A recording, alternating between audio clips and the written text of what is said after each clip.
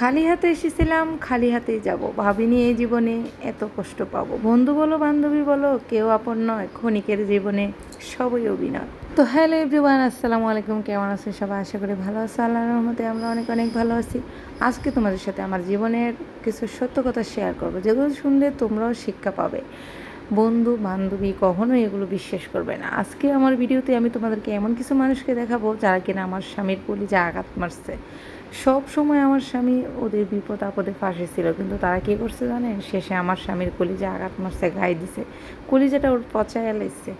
যাই হোক, আজকে একটা বিয়ের অনুষ্ঠানে যাব। আমার হাজব্যান্ডের বন্ধুর বোন, সেই বন্ধুগুলাই না ওর জীবনটা মানে ধ্বংস করে দিছে, কি আর বলবো।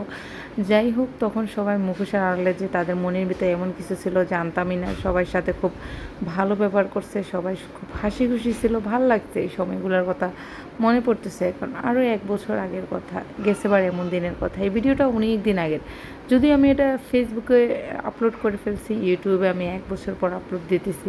তখন যে ভিডিওটা করেছিলাম ভাবি নাই কখনো 1 বছর পর এই ভিডিওটা আবার অন্যরকমভাবেই কাজে লাগবে। যেহেতু তারা ভিডিওতে সবাই আছে, আমি আপনাদেরকে সবাইকেই তাদেরকে দেখাবো।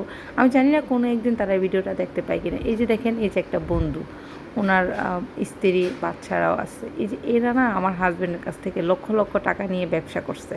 শেষে ওরাই আমার স্বামীর কলিজায় আঘাত দিচ্ছে। আমার স্বামীরে এমন ফাঁদে ফেলছে, এমন বিপদে ফেলছে। একবার ফোন দিয়ে জিজ্ঞেস করে না যে আমার স্বামী কেমন আছে, আমরা কেমন আছি, ভালো আছি কি না।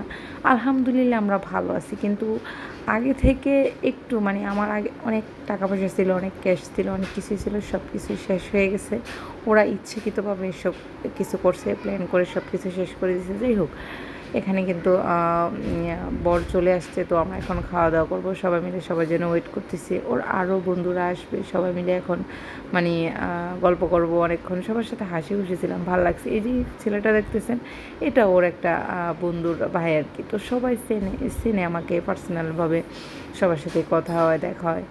তো যাই হোক, সবাই না আমার হাজব্যান্ডে আর আমার দেখলে হিংসে করতো, অনেক জ্বলতো, কিন্তু আমি আর আমার হাজব্যান্ড এটা জানতাম না, বুঝতাম না। সবার সাথে হাসি খুশি থাকতাম, কেন জানি না। সবাই আমার দেখলে মানে খুব হিংসে করতো যে ওরা এরকমভাবে ধুমধামভাবে চলতেছে, ওরা মানে ওদের এত টাকা পয়সা হবে মানে হইতেছে, কীভাবে এগুলো মানে শেষ করা যায়, ধ্বংস করা যায়।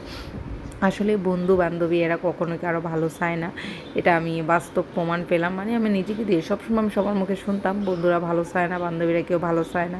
দেখেন সবাই মিলে একসাথে খাওয়া দাওয়া করতেছি, জানি না এদের মনে যে এত কিছু ছিল। বিশ্বাস করেন, যদি জানতাম তখন কারোর সাথে এরকমভাবে মিশতাম না। শুধু এই অনুষ্ঠান না, আরও কয়েকটা বিয়ের অনুষ্ঠানে ওদের সাথে মানে একসাথে জয়েন হয়েছি। আমার মনে হয় না আর কোনো দিন কোনো বিয়ের অনুষ্ঠানে ওনাদের সাথে আমি জয়েন হব, একসাথে এইভাবে বসে খেতে পারবো, আনন্দ করতে পারবো। মনে হয় এগুলোই শেষ।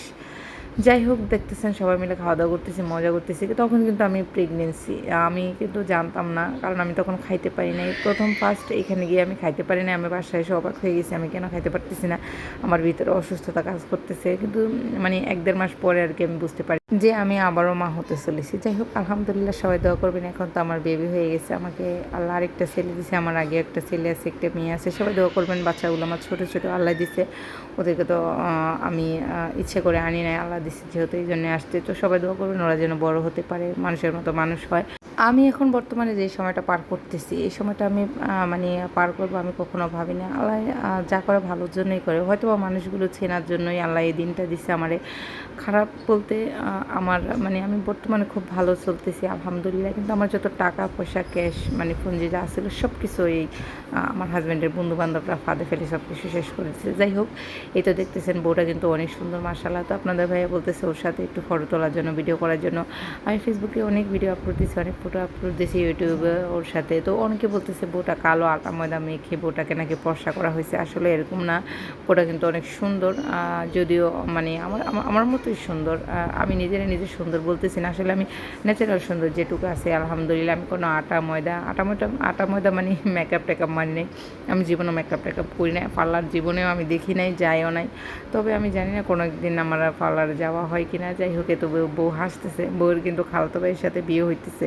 বউয়ের জন্য সবাই দোয়া করবেন, ও যেন সুখে থাকে, ভালো থাকে, শান্তিতে থাকে। যাই হোক, এখানে খাওয়া দাওয়া করে আমরা চলে যেতেছি মানে ওর আরেকটা বন্ধুর বাড়িতে আর কি।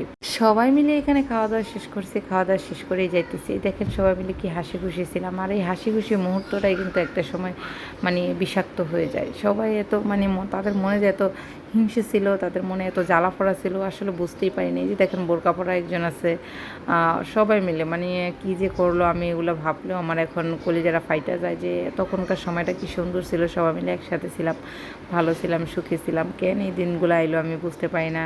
আমার স্বামীর টাকা পয়সা হয়েছে, আমার গহনাগাটি হয়েছে, আমি ভালো আছি আলহামদুলিল্লাহ। এই সুখগুলো তাদের সহ্য হয় না, তখন আমি এটা বুঝতে পারি না। তাদের খুব নজর লাগছিল। আসলে বন্ধু বান্ধবদের সাথে কখনোই টাকা পয়সা আছে, আপনার কী আছে না আছে এগুলো শেয়ার করবেন না। তারা শুধু দেখবে, কখনো বলবেন না। আপনার স্যালারি কত তাও বলবেন না। এই যে আশেপাশে যে মানুষগুলো থাকে না, বন্ধু বান্ধব, আত্মীয় স্বজন, এরা অনেক বড় শত্রু, জানেন। এই দেখেন সবাই মিলে কত হ্যাপি ছিলাম, সুখী ছিলাম, শান্তি ছিলাম, এই সব কিছু তারা নষ্ট করে দিছে। এই দেখেন সবার সাথে হাসি খুশি আছি, আজকে কিন্তু ওই হাসিটা নাই। খুব মিস করতেছি। সবাই ভালো, আমি এখনও বলি সবাই ভালো। আমি জানি না তাদের মনে কেন এরকম হয়েছে, কেন আমার এরকমভাবে ঢাবাইছে। যাই হোক, সবাই ভালো থাকবেন, সুস্থ থাকবেন। ভিডিওটা ভালো লাগলে লাইক কমেন্ট শেয়ার করে দেবেন।